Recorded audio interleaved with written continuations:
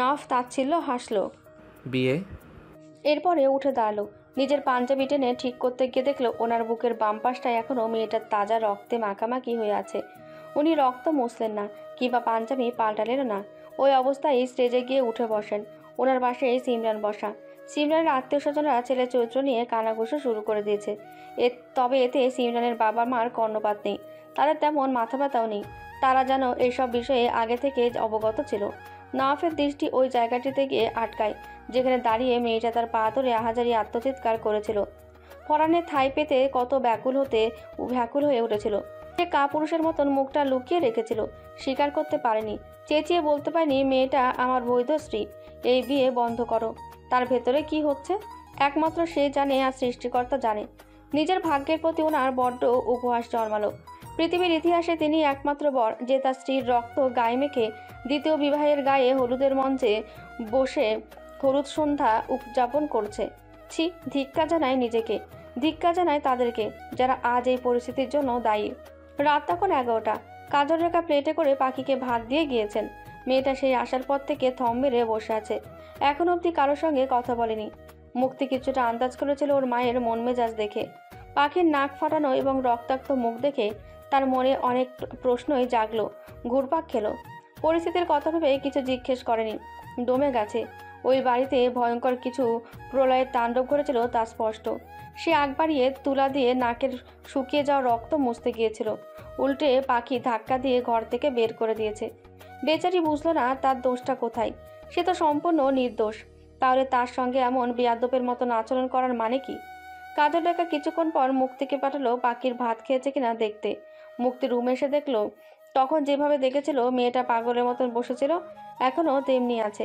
মাথার চুলগুলি পাগলের মতন খোলা, উস্কো খুস্কো, তাতে কিছু ধুলো ময়লা লেগে আছে। ও ধরতেই পাখি ছ্যাদ করে উঠল। তাই আর ধরার সাহস পেল না, তবে ভাত খাওয়ার তাগিদ দিল।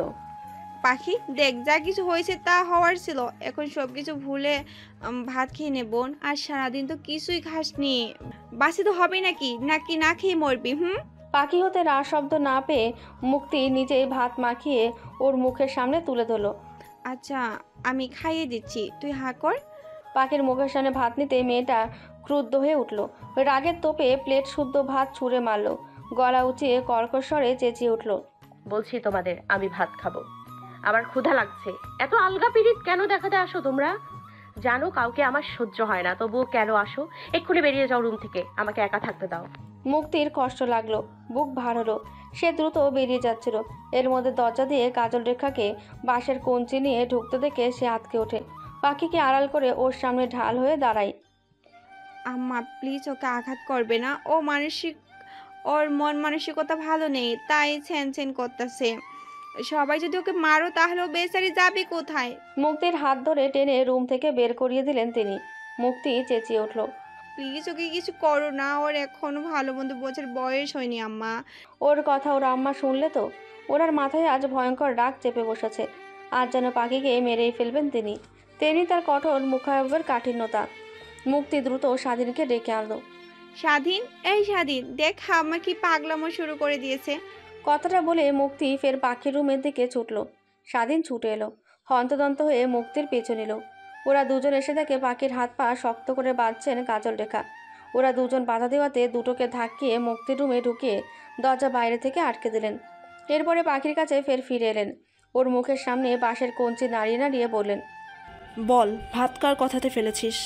পাখি অবাক হলো, বড্ড মনক্ষুণ্ণ হলো। আমার চেয়ে তোমার ভাতের চিন্তা বেশি আম্মা। হ্যাঁ বেশি, কারণ ওই এক একটা ভাতের দানার সঙ্গে আমার স্বামীর রক্ত ঘাম মিশে আছে। সেই ভাতগুলোকে তুই অবহেলা করে আজকে ছুঁড়ে ফেলেছিস। আজ তোকে আমি জবাই করে দেবো রে পাখি, জবাই করে দেবো। কথাগুলি বলে কাজল রেখা বাঁশের কঞ্চিতে নিজের রাগ জেদ সব ঢালতে লাগলেন ওর ওপর। এক একটা বাঁশের কঞ্চির আঘাতে ওর নরম চামড়া ছিলে রক্ত বেরিয়ে এলো। জখম হতে লাগলো কোমল দেহটা। ছোপ ছোপ রক্তে ওর জামা লাল হয়ে এলো। পাখি প্রথম চিৎকার না করলেও এবার গলা ফাটিয়ে চিৎকার করতে শুরু করে দিল। ওর চিৎকার শুনে মুক্তির স্বাধীনের পেটের ভাত হজম হয়ে এলো। ওদের মনে কু ডাকছে। যেভাবে পারছে জানলা দরজা ভেঙে খুলতে চেষ্টা করছে। মুক্তি চেঁচিয়ে চেঁচিয়ে বলে উঠল, আম্মা ওরে আর মায়েরও না আম্মা, মায়েরা ও ময়রা যাইবো, এমনিতেই আদমরা, কেবল রুহুটুকু গলায় এসে আটকে আছে, হে তো মারলে ও ময়রা যাবে। কাজল রেখা উচ্চস্বরে রাগান্বিত কণ্ঠে বলে উঠলেন। ওর মরাই উচিত, শয়তানি ডাইনি ছেড়ি। ওর কারণে দুজন মানুষ শেষ। ও বেঁচে থাকতে আর কি করবে? কথাগুলি বলে ফের ওর পিঠে বাঁশের কঞ্চি চালানো শুরু করলেন। পাখির গলা দিয়ে আর আওয়াজ বের হয় না, গলাটা ভেঙে বসে গেছে। ভাঙা ভাঙা গলায় কাতর কণ্ঠে ফুপিয়ে ওঠে। আম্মা গো, আর মেরো না আম্মা। শরীরটা তোমার বাঁশের কঞ্চির আঘাতে কেটে রক্তাক্ত জখম হয়ে যাচ্ছে, আর সহ্য করতে পারছি না। আমি তো একটা মানুষ, দেহের কষ্ট আছে, মনের না থাকুক। মন তো অনেক আগেই মরে গেছে, দেহটাকে এত আয়োজন করে মারার কি দরকার আছে? আমাকে মেরে ফেলতে ইচ্ছে করলে এত শক্তি খরচ করে তোমার আমাকে মারতে হবে না আম্মা। তার চেয়ে বরং তুমি রামদা কিংবা ঘরের সবচেয়ে বড় পটিটা নিয়ে আসো, এনে আমার গলাটা কেটে দাও আম্মা। তাহলে তোমার আর পরিশ্রম করতে হবে না, আমার আর কষ্ট পোহাতে হবে না। জীবন নামক নরক থেকে মুক্তি মিলবে। মেয়েটার ক্রন্দিত কণ্ঠস্বর শুনে ওনার বুকটা মুচড়ে উঠল। আচমকা বাঁশের কঞ্চি হাত থেকে পড়ে গেল। পর মুহূর্তে সেই ভয়াবহ দৃশ্য মনে হলো, যেখানে সকলের সামনে ওকে টেনে আনার পরও মেয়েটা ওনার হাত ছাড়িয়ে শত শত মানুষকে ডিঙিয়ে ছুটে গিয়ে নাওয়াফকে কি নির্লজ্জের মতন চুমু খেয়েছিল। অতঃপর ওনার রাগ ফের বাড়ে। ওর হাত পায়ের বাঁধন খুলে দিয়ে চুল ধরে টানতে টানতে দরজা খুলে বাইরে ধাক্কা মেরে ফেলে দিল। যেখানে খুশি সেখানে যা, এমন নির্লজ্জ বেশ্যামে আমি পেটে ধরি নাই। এই রাত্রিবেলা আমি কোথায় যাব আম্মা? মর গিয়া, গলায় রশ্মি দে, সকলে দুধ দিয়া গোসল কইরা উঠবে। ওর মুখের ওপর তিনি ঠাস করে দরজা আটকে দেন। পাখি কতক্ষণ দরজা ধাক্কাধাক্কি করলো, ওর আম্মা খুলল না। কতক্ষণ দরজার সঙ্গে হেলান দিয়ে বসেছিল ওর জানা নেই।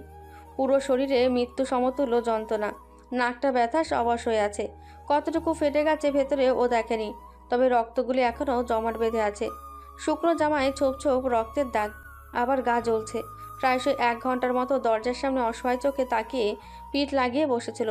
কেউ আসেনি ওকে নিতে, কেউ খোলেও নি দরজা। ঘরের সমস্ত লাইট বন্ধ করে রেখেছে, চোখে কেবল ধুধু অন্ধকার দেখে। এদিকে বাইরে ঠান্ডা বাতাস ছাড়ছে, হাওয়ার সঙ্গে ধুলোবালি উঠছে। শাঁসা বাতাসে গাছপালার ডাল মটমট করে ভাঙছে পড়ছে। মুক্তি আর স্বাধীনী এখনও রুমবন্দি। ওর আম্মা দরজা খুলে দেয়নি, উল্টো কাজল রেখা ঘুমের ওষুধ খেয়ে দরজা আটকে শুয়ে পড়লেন। তার মনে কম কষ্ট নেই, কষ্টে কষ্টে জীবনটা শেষ। সে চোখ দুটি বন্ধ করে নিল। এদিকে মুক্তির চিন্তা শেষ নেই। সে টের পেয়েছে ওর আম্মা পাখিকে ঘর থেকে বের করে দিয়েছে। জানলা খুলে পাখি পাখি বলে কয়েকবার ডাকলো, মেয়েটা লাপাত্তা। মুক্তি পুরো ভয়ে শেষ। বাইরে ঝড় তুফান ছাড়তাছে, তার ভেতরে মেয়েটা অন্ধকারের মধ্যে বাইরে, না জানি কি করছে। সে জলদি মোবাইল খুঁজলো, কাজের সময় মোবাইল পাল্টাও পাওয়া যায় না। স্বাধীন বিছানার এক কোণে বসে চিন্তান্বিত সংকীর্ণ মনে হাতের নখ দাঁত দিয়ে কাটে। আমার এখনো বিশ্বাস হয় না নবাব ভাই পাখি আপারে রেখে সিমরানাপুরে বিয়ে করতেছে। মুক্তি ধেয়ে এলো, চট করে ওর গালে একটা থাপ্পড় বসে দিল। স্বাধীন পুরোই আহমক হয়ে রইল, বুঝলো না তার দোষটা কি। সে প্রতিবাদ করে উঠল। আমি কি করছি? আমারে মারলা কেন? দোষ একটাই, মুখ দিয়ে ওই বিশ্বাসঘাতক লোকটার নাম নিয়েছে কেন? আর যদি কিছু হয়েছে তো সব ওনার জন্য। আমার বোনটার জীবন নষ্ট করে এখন অন্যজনের বিয়ে করতেছে। কোনো দিনও তার ভালো হইব না। একজনকে কাঁদিয়ে আরেকজনকে সুখে রাখবে? মোটেও না। আল্লাহ সেই সুখ দেবে না, কখনো না। অভিশাপ পড়বে, ঘোর অভিশাপ। অথচ প্রেম করার সময় কত নীতি বাক্য শোনালো, সেই সব এখন সব ভুলে বসেছে। স্বাধীন সত্যি সত্যি চুপ করে রইল, কোনো প্রকার আঙুল তুলল না। ড্রয়ারে মোবাইল পাওয়া গেল। মুক্তি চটজলদি করে নিখিলের নাম্বারে ডায়াল করলো। কল অপর প্রান্ত থেকে রিসিভ হতেই মুক্তি চটপট গলায় দ্রুত তাড়া দিয়ে বলল, নিখিল ভাই, একটু আমাদের বাড়িতে আসবেন? এখানের অবস্থা ভালো না। আমার পাখিকে আদমরা করে মায়েরা ঘর থেকে বের করে দিয়েছে। তোর আম্মার সব কটা মাথার তার ছেঁড়া, এই গভীর রাতে ওরে মারছে কেন? আবার ঘর থেকে বেরও করে দিছে। মুক্তির মেজাজ বিক্ষুব্ধ হয়ে উঠল। সব জেনেও যেন লোকটা না জানার ভান করছে। সে খ্যাপা বাঘিনীর মতন বলল, সেটাই তোর প্রেয়ারের বাইরে গিয়ে আজিগা, ওনাদের বাড়ি থেকে আমার বোনকে কেন রক্তাক্ত করে ফিরতে হলো? এরপরে খট করে লাইনটা কেটে দিল। মুক্তির এমন ব্যবহারের সঙ্গে আজ নতুন নয় সে, আরও আগ থেকে পূর্ব পরিচিত, তাই মাথা ঘামালো না। মেয়েটার মাথায় রাগ উঠলে আজে বাজে কথা শুরু করে দেয়। ওর মনে পড়ল পাখি ওকে নাফকে ডেকে দিতে বলেছিল, সে দোকানের চিন্তায় বেমানান ভুলে বসেছিল। দোকানের আগুন নিভানো গেছে, ক্ষতি তেমন হয়নি, তবে সে গায়ে হলুদের অনুষ্ঠানে যায়নি। ইচ্ছে মুস্কান আছে। এই মুস্কান মেয়েটা আবার অদ্ভুত। এমনিতে সে পাখিকে নাওফের পাশে সহ্য করতে পারে না, কিন্তু সিমরানের সঙ্গে বিয়ের বেলায় কোনো প্রকার বাধা সৃষ্টি করছে না। নিখিলের বড্ড অবাক লাগলো। আবার নাওফের আমূল পরিবর্তন। হঠাৎ দেশে এসে বিয়ের প্রোগ্রাম শুরু করে দিল। অত শত ভাবল না, আগে ওই মার খেয়ে আঘাতপ্রাপ্ত মেয়েটা কোথায় আছে সেটা দেখতে হবে। বাইক ঘুরিয়ে পাখিদের রাস্তার দিকে রওনা হলো। নিস্তের শরীরটা নিয়ে বেশ খানিকটা সময়ের পর যখন দেখলো কেউ দরজা খুলেনি, তখন সে বুঝে গেছে সকলে তাকে ত্যাগ করেছে। সে উঠানে হামাগুড়ি দিয়ে নেমে এলো। কিয়ৎক্ষণ চিত হয়ে মাটিতে শুয়ে রইল। কত শুধু ধুলোবালি ও শরীরের ওপর দিয়ে উড়ে গেল। সর্বশরীরে ব্যথার আন্দোলনে টুকরো টুকরো হয়ে আছে। নড়াচড়া করার মতন বিন্দুমাত্র শক্তি যেন দেহে অবশিষ্ট নেই। ওর মায়ের কথাটা মনে পড়ল। মরিস না কেন তুই, মর মর। ওর পেটের দিকে হাত চলে গেল। এমন বর্বর মুমূর্ষ মুহূর্তে কেন এলি তুই আমার গর্ভে? তোকে নিয়েও লোকে এখন আমার চরিত্র তুলে কুকথা বলবে। এক কাজ করি, আমরা মা সন্তান এই পৃথিবীর বুক থেকে বিলীন হয়ে যাই। কি বলিস? ভালো বুদ্ধি না? তাহলে আর কেউ আমাদের উপর আঙুল তুলে কথা বলতে পারবে না, কলঙ্কও দেবে না। সোনা, ক্ষমা করে দিস মাকে। তুই তো নিষ্পাপ ফুল, আজীবন জান্নাতে থাকবি। আমি একজন আত্মহত্যাকারী হয়ে আজীবন জাহান্নামে জ্বলে পুড়ে মরবো। ধীরে ধীরে উঠে বসলো। বাড়ির উঠোনে ওর আম্মার একটি কালো শাড়ি রশিতে মেলে দেওয়া ছিল, সেটা টেনে এনে হাতে নিল। রান্নাঘরে সবসময় একটি চেয়ার থাকে, প্রায় সময় ও সেই চেয়ারটিতে বসে রুটি খেত। আজও খেয়েছে। হয়তো আজকের পর আর সে ওই চেয়ারটিতে কখনো বসবে না, রুটিও খাবে না। ওর বুকটা ফেটে উঠল। কষ্টগুলো বুকটাতে এফোর ওফোর করে দেয়। দুর্বল শরীরে চেয়ারটা টেনে টেনে উঠোনের মধ্যে নিয়ে ওদের বৈঠকখানার সামনে নিয়ে এলো। ওদের দরজার সামনে একটি বড় পেয়ারা গাছ আছে, তার মোটা মোটা ডাল ওদের বৈঠকখানার ওপর ঝুলে পড়েছে। ছোটবেলায় কত শত স্মৃতি ওর এই পেয়ারা গাছটির সঙ্গে জড়িয়ে। এই গাছটিতে উঠে বসে বসে পেয়ারা খেত, সেজন্য কত বকা শুনতে হয়েছে ওকে। আর সেই গাছটায় ওর শেষ দিন হতে চলেছে। বৈঠকখানায় উঠে গাছের সবচেয়ে মোটা ডালের সঙ্গে লম্বা কাপড়ের এক মাথা বেঁধে নিল। এরপরে বৈঠকখানা থেকে নেমে চেয়ারের ওপরে উঠে দাঁড়ালো। নিজের গলায় কাপড়ের ওপর অংশের মাথাটুকু পেঁচিয়ে গিট্টু দিল। এখন চেয়ারটা ধাক্কা দিয়ে ফেলে দিলেই তার জীবনের সমাপ্তি ঘটবে। ওর নিজের আজ এত এত কষ্ট লাগলো, নিজের সঙ্গে আজ একটা নিষ্পাপ জীবনও ধ্বংস করে দিচ্ছে, যে এখনো পর্যন্ত পৃথিবীর আলো দেখেনি। আগামীকাল হয়তো উনি বিয়ে করবেন। একদিকে উনি নতুন বউকে তিন কবুল বলে বিয়ে করে ফুলসজ্জিত বাসর ঘরে ঢুকবে, আর অন্যদিকে তার লাশের দাফন হবে। তার কষ্ট লাগে, ভীষণ বুক ফাটা কষ্ট, পাহাড় সমান ব্যথা ও এক বুক ঘোর অভিমান নিয়ে পৃথিবীর মায়া ত্যাগ করার সিদ্ধান্ত নিল। বিধাতাকে ক্ষমা করে দিও, এছাড়া আর আমার কোনো উপায় নেই। বহুত লড়াই করেছি এই পৃথিবীতে বেঁচে থাকার জন্য, সফল হতে পারিনি। পৃথিবীর নিষ্ঠুরতম মানুষগুলি আমাকে পুরোপুরিভাবে ভেঙে চুরে নিঃশেষ করে দিয়েছে। আজ সব দিক দিয়ে পথ বন্ধ, বেঁচে থাকার পথও নেই। অতঃপর ক্ষমা করে দিও মাওলা এই এতিম অভাগিনীকে। এরপরে পায়ের তল থেকে চেয়ারটা ধাক্কা মেরে ফেলে দিল। মুহূর্তের মধ্যেই পেয়ারা গাছের ডালটি ওর ঘাড়ে ভারে ঝুলে পড়ল। ওর গলায় প্রচণ্ড চাপ পড়েছে, হাত পা নাড়িয়ে নাড়িয়ে লাফিয়ে ঝাঁপিয়ে যাচ্ছে। চোখ দুটি বিভৎস আকার ধারণ করেছে, গলা দিয়ে জিভ বেরিয়ে এলো, নাক মুখ লাল হয়ে এলো, শ্বাস নিতে ওর প্রচণ্ড কষ্ট হলো। কিছুক্ষণ পর নিভু নিভু হয়ে আসলো ওর চোখ দুটি। দমগুলি এখন আস্তে আস্তে পড়ছে, হাত পাগুলি আগের মতন লাফায় না, কেমন নেতিয়ে নেতিয়ে এলো। ঠিক সেই মুহূর্তে বাড়ির উঠানে নিখিলের বাইক এসে থামলো। বাইক থেকে নেমে নিখিল বেশ কয়েকবার পাখি বলে ডাকলো। দরজার সামনে আসতেই আলো আধারের মাঝে কালো একটি প্রতিবিম্ব গাছের সঙ্গে ঝুলে থাকতে দেখলো। সে খানিকটা ভরকে গেল, কিঞ্চিতক্ষণ ভয়ও পেল। রাতও কম না, কোনো জিন টিন ওকে আবার ভয় দেখাচ্ছে নাকি। সে টর্চ অন করে গাছের দিকে মারল। অমনি বিস্ময়ের চোখ জোড়া বিস্ফোরিত, মস্তিষ্ক উপস্থিত জ্ঞানশূন্য হয়ে পড়ল। গলা ছেড়ে অকস্মাৎ চিৎকার করে উঠল, পাখি! জলদি সে পাখির পা দুটি নিজের কাঁধে তুলে নিল। রীতিমতো নিখিলের হাত পা কাঁপছে, কী করবে এই মুহূর্তে বুঝে উঠতে পারছে না। কেবল একটা কথাই মনে উঠল, যা কিছু হয়ে যাক তুই পাখি বেঁচে থাক। নিখিলের গলা পেয়ে মুক্তি বুঝলো নিখিল এসেছে। সে ফোন করলো নিখিলকে। ফোনের শব্দ পেয়ে নিখিলের হুঁশ আসে। সে এক প্রকার ভ্রমে ডুবেছিল। সে এক হাত দিয়ে পাখির পা দুটি কাঁধের ওপর রেখে অপর হাতে পকেট হাতিয়ে মুঠোফোনটি হাতে তুলে নিল, রিসিভ করে কানে তুলল। মুক্তি উদ্বেগ উত্তেজনা গলায় চটপটে প্রশ্ন করলো, পাখিকে পেয়েছেন? নিখিল দেখলো ওর জবান ভীষণ কাঁপছে, গলা দিয়ে টুটাও শব্দ পর্যন্ত বের করতে পারছে না। গলা অবধি শব্দটা এসে যেন কোনো অদৃশ্য এক মায়াজালে আটকে আছে। গলাটা শুকিয়ে গেল। পাখির নিস্তেজ শরীরটা এক ঝলক দেখে নেয়। এরপর অবরুদ্ধ গলদেশতে জোর খাটিয়ে কাতর কণ্ঠে বের করলো বেশ কয়েকটি শব্দের উৎস। মুক্তিরে, পাখি বুঝি আর আমাদের মাঝে নেই? ও গলায় ফাঁস দিছে। মুক্তি উপস্থিত চেতনা শূন্য। হাত থেকে মোবাইলটি খসে পড়েছে অনেক আগেই। শরীরের সমস্ত বলটুকু যেন অদৃশ্য কোনো এক শক্তি এসে চুষে নিয়েছে। সে দিক বিদিক হারিয়ে চরণতলে অথৈ শূন্যতা উপলব্ধি করে। ওর নেত্রপলক নড়ে চড়েও না। এক ধ্যানে এক পলকে শান্তচিত্তে স্থির বিমূর্ত কিংকর্তব্য বিমূঢ়তায় মস্তিষ্ক অবরুদ্ধ প্রায়শ। স্বাধীন ললাটে তিন তিনটি চিন্তান্বিত ভাঁজ রেখা একে অবাক নেত্রে মুক্তির মুখপ্রান্তে নির্বিঘ্নে নির্বিশেষে চেয়ে রইল। কি এমন শুনল যাতে ওর বড় আপা সম্পূর্ণ আকারে স্তব্ধ হয়ে গেল? স্বাধীন আশ্চর্যজনিত অস্বচ্ছন্দপূর্ণ মুখায়বে মুক্তির ঘা ঝাঁকিয়ে শুধালো। মুক্তি আপা, ও মুক্তি আপা, নিখিল ভাই কি বললো গো, বলো না। মুক্তি কেমন করে অদ্ভুত দৃষ্টিকোণে তাকালো স্বাধীনের শুভ্র চেতনাজনিত মুখটার দিকে, যেন প্রাণহীন দেহ একটা। মেয়েটা দপ করে খাটের ওপর বসে পড়ল, গভীর ভাবান্তরের মাঝে ডুব দেয়। কি বলল নিখিল ভাই? কি বলল? কি পাখি নেই মানে? ফাজলামো পেয়েছে লোকটা। কিছুক্ষণ আগেও সে দেখলো তার ছোট বোনটা প্রাণপণে বাঁচতে চিৎকার চেঁচামেচি করে যাচ্ছিল। কতটা অমানবিক ও নৃশংসভাবে ওর আম্মা পিটিয়েছে মেয়েটার শুকনো দুর্বল শরীরটাকে। পিটিয়ে পিটিয়ে জখম করেছিল। সেই মেয়েটা নাকি এখন নেই বললেই হলো? সে বিশ্বাস করে না, মোটেও বিশ্বাস না। স্বাধীন মুক্তির বাহ্যিক আচরণ ও মুখভঙ্গিমা দেখে কিছু আন্দাজ করে নিল। সে মুক্তির আশাই রইল না। নিজেই ফোন কেটে ডায়াল করলো নিখিলের নম্বরে। নিখিল অপর প্রান্ত থেকে রিসিভ হতে স্বাধীন চটপট করে অশান্ত গলদেশতে জিজ্ঞাসা করলো, নিখিল ভাই পাখি আপারে পাইছেন? নিখিলের সমস্ত রাগ মাথায় চড়ে বেড়ালো। দাঁতে দাঁত চেপে কাঠিন্যতম আদল থেকে বেরোলো, শালার পুত, জলদি ঘর থেকে বাইরে বের হ। আমার বোন গলায় ফাঁস দিছে, আল্লাহ জানে পরাণ আছে না গেছে।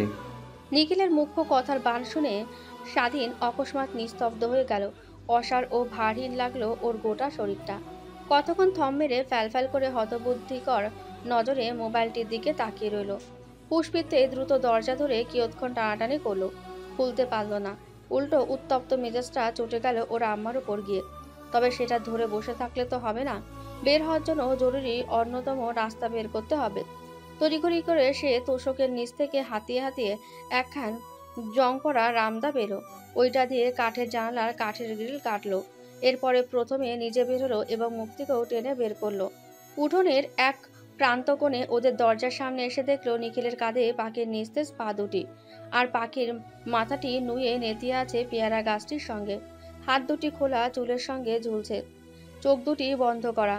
নেতিয়ে যাওয়া শরীরটায় মেয়েটার দেহে আদৌ প্রাণ আছে কিনা বোঝার বিন্দুমাত্র অবকাশ নেই। মুক্তি তো ওখানে বসেই ইতিমধ্যে চিৎকার চেঁচামেচি করে কান্না শুরু করে দিয়েছে। ওর আত্মচিৎকার আহাজারি শুনে নিখিল ওকে চোখ রাঙিয়ে ধমকিয়ে উঠল, ওই যা এসব করছে নাটের গুরু, এসেই জুড়ে দিছে মরার কান্না। বালডারে এখানে আনছোস কেন রে? এসেই 10 বাড়ি চিল্লিয়ে চিল্লিয়ে জাগান দিতেছে ওর বোন ফাঁস দিছে। গলা বন্ধ কর আহমক। নিখিলের ধমকে মুক্তি থামল না, ক্রন্দন রোলে ফুপিয়ে ফুপিয়ে উঠল। স্বাধীন পেয়ারা গাছে উঠে পড়ল, গাছের ডাল থেকে কাপড়ের গিটটি খুলে দিল। পাখি দপ করে নিখিলের কাঁধ থেকে নিচে পড়ে গেল। মুক্তি উন্মাদের ন্যায় ওর নিকটে ছুটে গেল। ওর চেতনাহীন মাথাটা বুকের সঙ্গে নিয়ে হু হু করে কেঁদে দিল। আমার কলিজাটা যাস না, বড় বোনটার সামনে ছোট বোন হয়ে কেমনে যাস? আমরা কি তোকে কম ভালোবাসতাম নাকি বেইমান? আমাদের কথা একবারও ভাবলি না? দুদিনের ভালোবাসা তোর কাছে সব, তার জন্য জীবন দিতেও চলে গেলি। নিখিল ফের বাজখাই গলায় ওকে ধমকে উঠল, চুপ, একদম চুপ। কাদার কি এখন সময়? আগে দেখতে হবে দেহে প্রাণ আছে কিনা। স্বাধীন কঠোর প্রতিবাদ করে উঠল, এটা কেমন কথা বললেন নিখিল ভাই? দেহে প্রাণ নেই মানে? আমার আবার কিছু হবে না। নিখিল ওর কথায় পাত্তা দিল না। উদ্বিগ্ন চিন্তান্বিত সংকীর্ণ মনে একরাশ উৎকণ্ঠা নিয়ে বিজ্ঞ লোকের মতন পাখির দেহের পাশে বসে পড়ল। হাতের শিরা চেক করে দেখলো খুব ধীরুজে ধীরুজে চলছে। মুক্তি কাতর ও উৎসুক কণ্ঠে জিজ্ঞেস করলো, আসেনি বেঁচে? এখনো দেহে প্রাণ আছে, তবে শ্বাস পড়ে অনেকক্ষণ পর থেমে থেমে। নিখিল পাখিকে দ্রুত পাজা কোলে তুলে নিল। মুক্তিকে তাড়া দিয়ে বলল, মুক্তিরে, পাখি বেঁচে আছে, জলদি চল, ওরে আগে হসপিটালে নিতে হবে। মুক্তির দেহে যেন প্রাণ ফিরে পেল। দ্রুত সে নিখিলের পিছু নিল। স্বাধীনও যাচ্ছে ওদের পিছু পিছু। বাইকে আগে মুক্তি উঠল। ওর সামনে পাখির নেতিয়ে যাওয়া শরীরটা বসিয়ে দিয়ে নিখিল মুক্তিকে বলল, পাখিকে বুকের সঙ্গে ধরে বসিস। এরপর নিখিল বাইকে উঠে বসলো, ফের সতর্ক করলো। ওকে শক্ত করে ধরে বসিস, পড়লে কিন্তু দুকুলি যাবে। হুম, শক্ত কইরে ধরছি, আপনি চলেন তো। স্বাধীন ওঠার আর জায়গা পেল না। স্বাধীনকে নিখিল সকালে আসতে বলে সে বাইক স্টার্ট দিয়ে পিচ ঢালাই রাস্তা দিয়ে শাঁসা করে দ্রুত ছুটে চলল। স্বাধীন আর সকালের আশাই রইল না। ওদের বাড়ির সামনে কুদ্দুস ভাইয়ের দোকান। কটকটির মতন দেখতে একটি বাইক আছে। সে গিয়ে এই গভীর রাত্রিবেলা কুদ্দুসকে জাগিয়ে তুলল। ও কুদ্দুস ভাই, তোমার বাইকটা আমারে দিবা? সকালে এসে আবার ফেরত দিয়ে দিব। জরুরি দরকার গো, পাখি আপায় খুব অসুস্থ, হাসপাতালে নিতে নিতে বাঁচবে কিনা জানি না। মাঝরাতে ওর কান্না মিশ্রিত কাতর কণ্ঠে মর্মান্তিক ঘটনার দৃশ্যাবলী শুনে কুদ্দুস পুরাই অবাক হয়ে গেল। ঘুম ঘুম ভাবটা আর ওর চোখে মুখে নেই, সব উড়ে গেছে। চোখে মুখে বড্ড উৎকণ্ঠা, উদ্বেগজনক কৌতূহল দমাতে না পেরে তৎক্ষণাৎ প্রশ্ন করেই বসলো। কেন, কি হয়েছে পাখির? গলায় ফাঁস দিছে। কুদ্দুস অকস্মাৎ চমকে উঠল। নিজের কানকে অবধি বিশ্বাস করতে পারছে না পাখি আত্মহত্যা করেছে। সে আর বসে রইল না। ছেলেটার কাতর কণ্ঠ শুনেই বুঝেছে ঘটনার তোর কতটুকু। স্বাধীনকে বাইকের চাবি এগিয়ে দিল। স্বাধীন দ্রুত বাইক স্টার্ট দিয়ে বেরিয়ে গেল। কুদ্দুস ফোন কেটে রমেশকে কল বসালো। রমেশ জেগেছিল। কুদ্দুসের ফোন দেখে কিয়ৎকর অবাক হলেও পর মুহূর্তেই ফোন রিসিভ করে কানে তুলল। হ্যালো। খবর শুনছস? তোদের ভাবি পাখি গলায় ফাঁসিয়েছে। দেহে প্রাণ আছে কিনা জানি না, তবে কিছুক্ষণ আগে হাসপাতালে নিয়ে গেছে। রমেশ একরাশ দুশ্চিন্তাগ্রস্ত মনে প্রশ্ন করে। কখন এই ঘটনা? বেশিক্ষণ হয়নি বলছি, মাত্র স্বাধীন আমার বাইক নিয়ে বের হলো। কন কি, তাহলে মারাত্মক কিছু ঘটেছে, রাখেন এখন।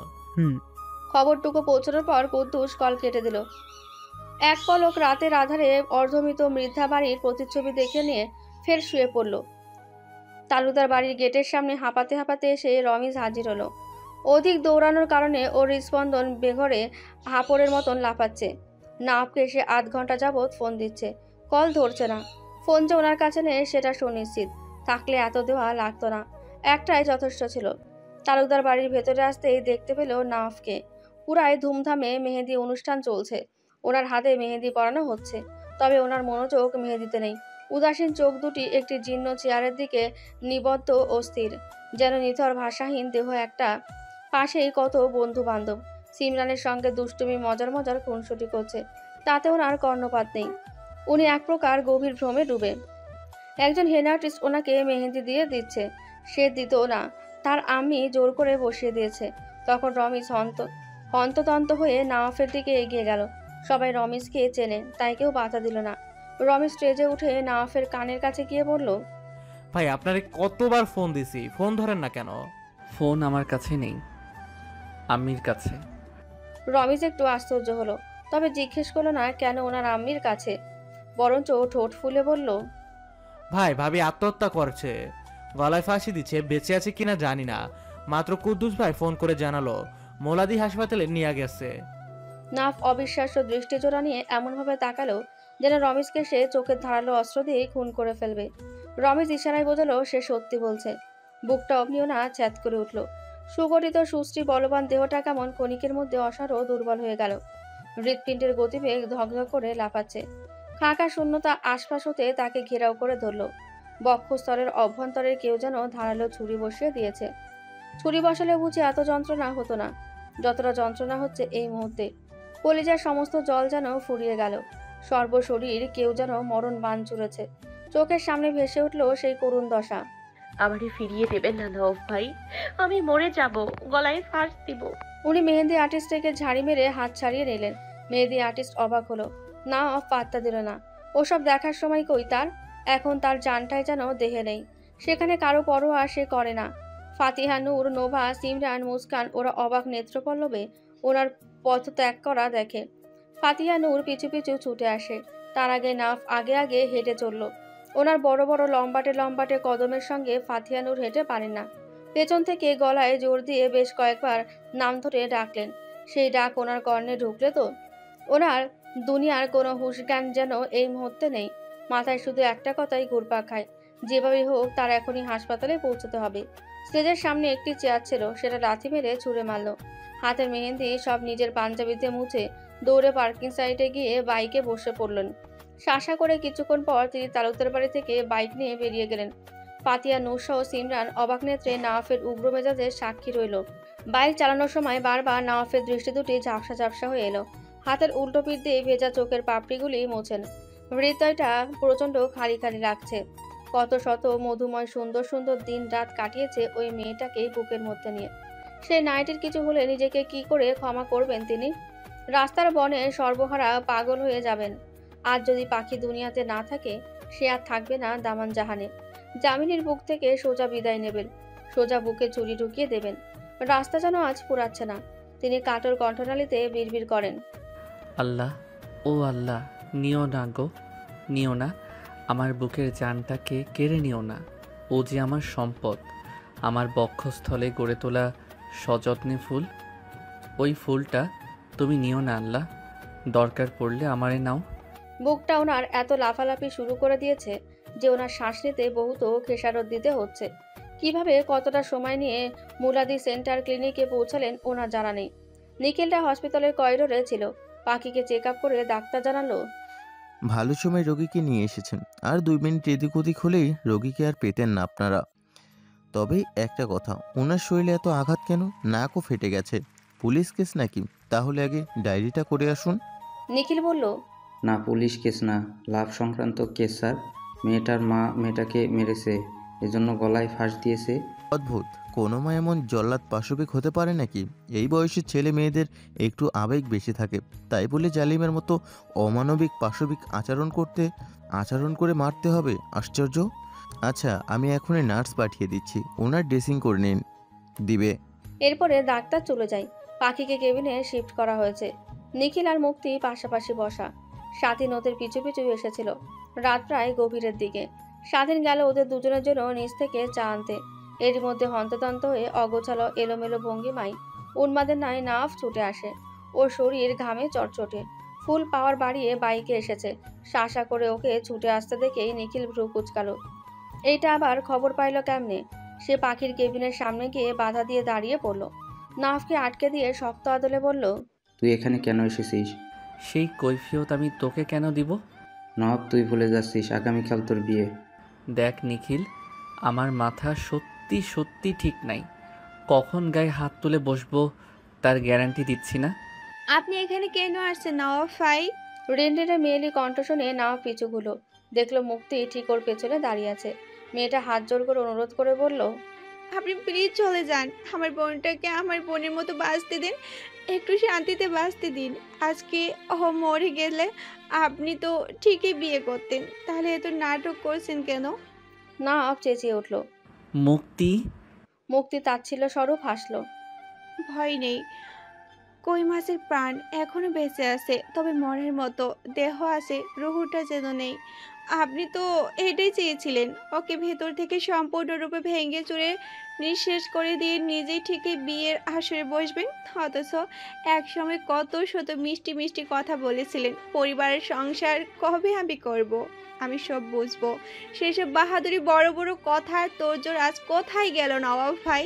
জানেন, আমার ছোট্ট বোনটা এত মার কখনো খায়নি ওর লাইফে, যতটা এই কটা দিনে ও খেয়েছে। যে মেয়েটা প্রেম ভালোবাসা ভালো করে বুঝতো না, যার জীবনে দুষ্টমি আর ফাজলামো করে ঘুরে বেড়ানো অভ্যাস ছিল, সেই তাকে আপনি প্রেম শেখালেন, ভালোবাসতে শেখালেন, আবার খুব যত্ন করে ভেঙেও দিলেন। এই যে এখন বেঁচে আছে সেটাই অনেক। তবু আপনার প্রতি কোনো অভিযোগ করছি না, তবে একটা প্রশ্নের উত্তর দিন তো। যদি আপনার পরিবারের পছন্দের মতোই বিয়ে করবেন, তাহলে ওই নিষ্পাপ ফুলটাকে কেন প্রেম ভালোবাসা শেখাতে গেলেন? ওর ছোট্ট জীবনটাকে কেন কলঙ্কের দাগ লেপটে দিলেন? নরক বানিয়ে কেন ছেড়ে দিলেন? উত্তর দিন নওয়াব ভাই। জানেন, আপনার উপর আমার অনেক অনেক রাগ। নাফ উত্তর দিতে পারল না। মাথাটা নত করে থম মেরে মেঝেতে বসে পড়ল। নিখিল নাফের সামনে এসে বসলো। ওর নিচু ও কাতর মুখপ্রান্তে এক ঝিলিক তাকিয়ে বলল, জানোস না, তোর কারণে আমি পাখিকে কতভাবে বুঝিয়েছিলাম। বলেছিলাম আমার বন্ধুর মতো পুরুষ দ্বিতীয়টি হয় না। সকলের সামনে বসেও সে বুক ফুলিয়ে বলতে পারে সে তোকে ভালোবাসে, অথচ তুই তার মর্ম রাখলি না। আমার মাথাটা ছোট বোনের কাছে হেড করে দিলি। ওই মেয়েটা সেদিন এসেছিল তোকে যেন আমি বোঝাই, তুই ওর লাইফ থেকে সরে যাস। দেখ ন, পাখি কখনো চায় না তোকে, বরং তুই ওকে পাগলের মতো চেয়েছিলি। মেয়েটা ছোট হলেও এটুকু বোঝার বয়স ওর হয়েছিল। তোকে ভালোবাসলে ওকে দুঃখ পোহাতে হবে, অথচ আজ সেই দুঃখ ওকে ছুঁয়ে দিল। তোর হয়ে বড় কথা বলার দামটা আমার আর রইল না। দেখ ভাই, যা হয়েছে হয়েছে। এখন তুই বিয়ে করে সুখী হ। পাখিও সুস্থ হোক, পড়ালেখা করুক, এর মধ্যে ও নিজেকে সুস্থ স্বাভাবিক মানসিকতার তৈরি করুক। এরপরে ওর বর আমি নিজের হাতে খুঁজে দিব। তোর মতন সুদর্শন সুন্দর না হোক, কিন্তু মনটা যেন তার ভালো হয়, তাহলেই হবে।